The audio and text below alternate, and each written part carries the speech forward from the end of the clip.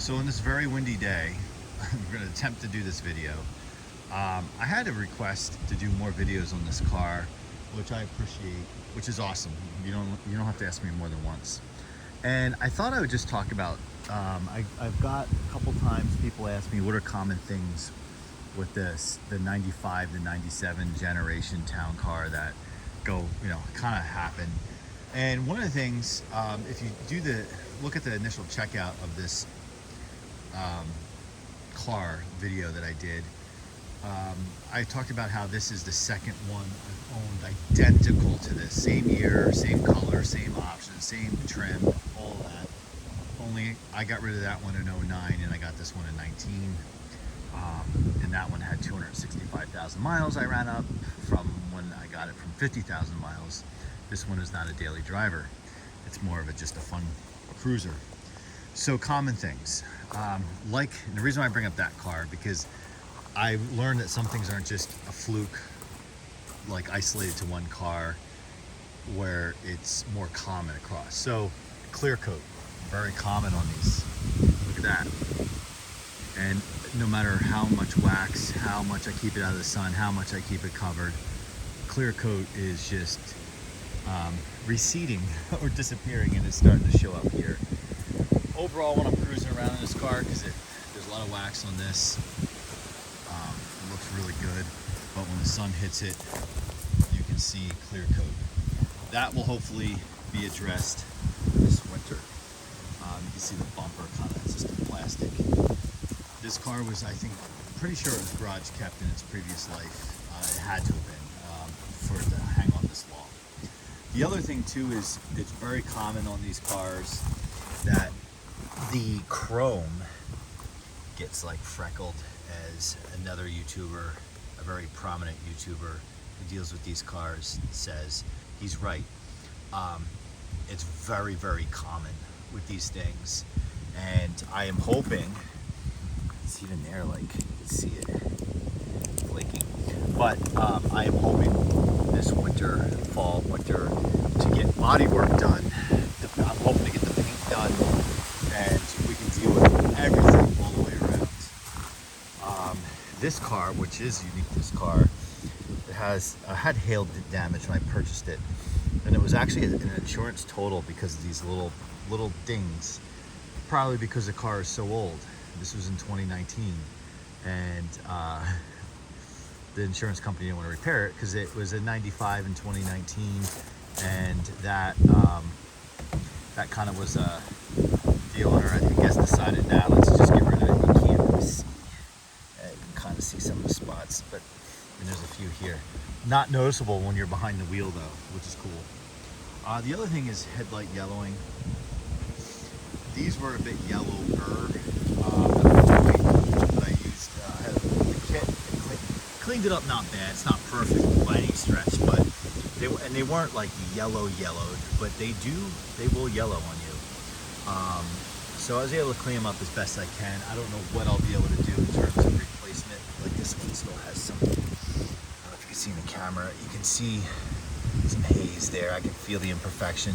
I should try to hit it again. I think I did that 2 summers ago. Try to clean that up, but it made a huge difference walking up on the car in a parking lot.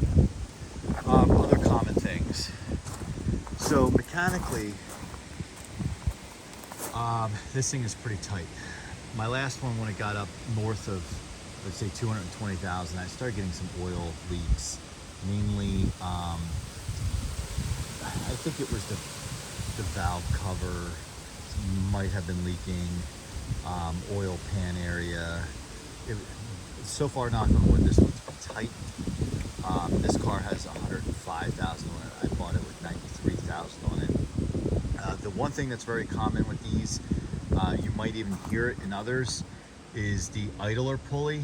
So you only really notice it when it gets cooler outside and you start the vehicle up. It like lets out this kind of like whine under the hood. It's kind of comical because it almost sounds like it's in pain because it's cold outside. But that is a very common thing, and if I'm not incorrect, which I could be, I think that might have been a recall possibly back in the day. I haven't addressed it on this one, because again, I don't drive this every day, but I do, you know, drive it periodically in the cold weather, not when there's salt on the ground or anything, then I've noticed it. Just haven't dealt with it. And it's not obnoxious on this car. The last one, I pushed it all the way until the thing was constantly, it was screaming loud. That's something. The other thing, very common with these cars, I haven't met one that I haven't run across really, the ashtray doors. Well, that one actually miraculously stays closed, but let's see if we shut the door. Yeah, see, it opened. There might be a way to do some research, because the plastic here is really fine shape. So there might be something there that we can do, whether it's a magnet or something with a spring. If anyone knows in the comments, that would be kind of cool to know. The other thing, and I'm not too sure, is, well, on this one at least, you can see the seat switch has pushed in. So I am very cautious with it, because I find if I'm sitting in the seat and I try to adjust the seat, it won't work. If I get out of the car, stand without my weight on the seat, and finagle with that switch, it'll work. The only time I have to move the seat is if I have it in for service for whatever reason and they crank the seat all the way up. It's getting it to go back is the challenge. I have to figure out or learn, self-educate how to pop this out, and if the switch is totaled, I have to figure out that. This is starting to show some wear, so I've been on the lookout for replacement, as well as, you know, just normal, like from your fingers there. That didn't happen in my last one. That has only happened in this vehicle.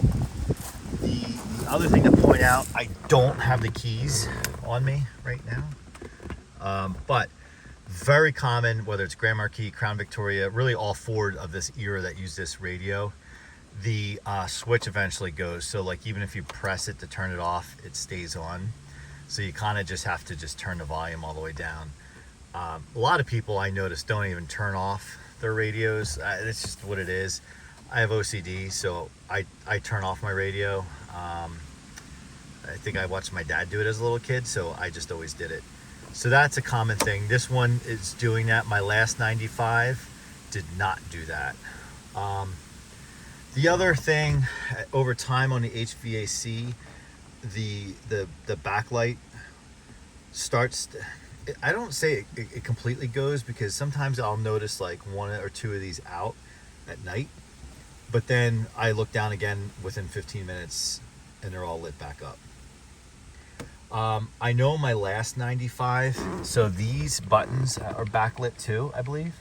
I know my last 95, they went out and they fixed it. I forget what they did. I don't think they replaced the buttons. I think it was like it was wiring or something that went wrong. Trying to think of what else is kind of common with these.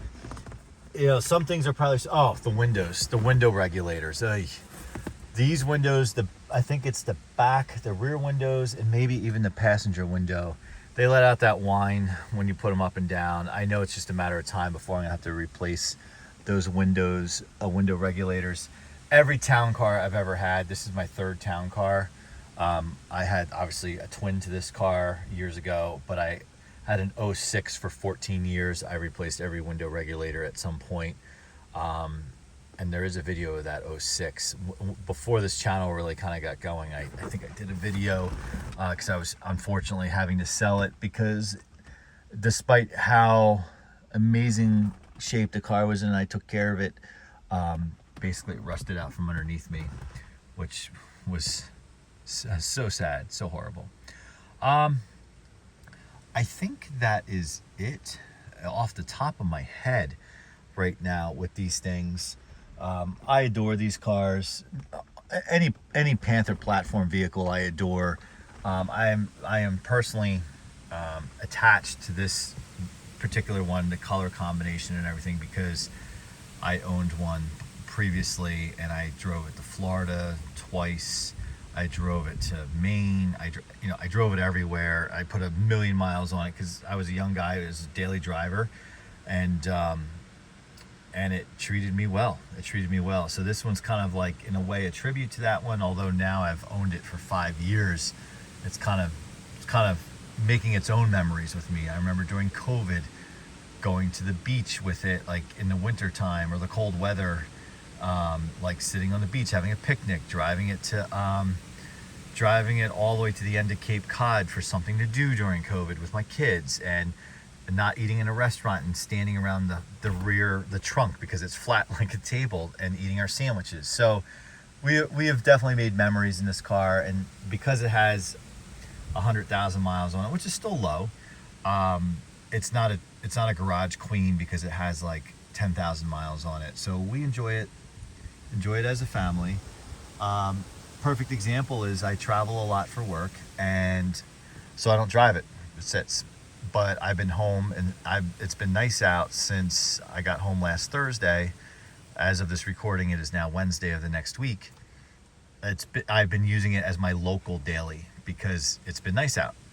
But I wouldn't like, oh, you know, it's pouring rain and it's blowing leaves everywhere, I'm going to drive it. No, it's just been nice out. Mild temperatures in the 60s for this time of year, which is like unheard of. So this is those are kind of my things. And if I think of more, I'll add to the list. But every car has this thing. And, you know, but for the major stuff, these things are bulletproof. You know, but for those little minor things.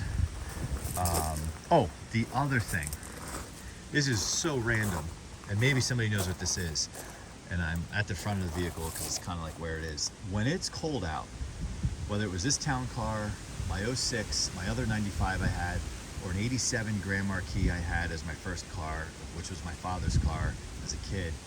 Whenever it is cold out and you just kind of get going with the vehicle and you go down the end of your driveway or like down a little bump or whatever, you can hear like the suspension in the front. It's almost like it's frozen. I don't know what that is, but every Panther I've ever owned has done that to some degree when it's really cold out. I don't think anything's wrong with it at all. It's just a weird thing. And then lastly, I just thought about the ball joints. When I did get this vehicle, I replaced the ball joints not because something was wrong with the ball joints, but the boots were ripped, which is extremely common on this generation and the newer generation for those boots to rot and then get dirt in the ball joint. So you want to replace that before you have a problem. I know I gave a list of things, but I feel like they're knick-knack things. They're in no way deal killers on these vehicles. But if you're looking for one, check those little things out. Maybe the previous owner addressed them, or keep in mind when you're negotiating price. If you hear those windows squealing up and down, you know you're gonna have to do window regulators, which is more of a pain because you have to open up the door. Oh, and I know one more. Not uncommon.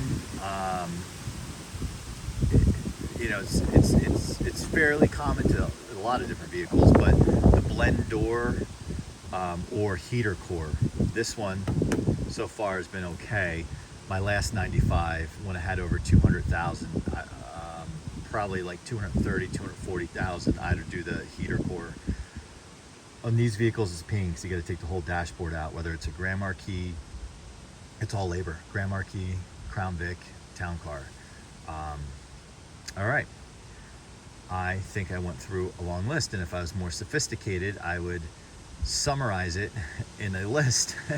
But this is just more conversational, and thought I would respond to one of the commenters on the previous video this car was in, and just kind of talk everybody through. So thanks for watching, and we will see you next time.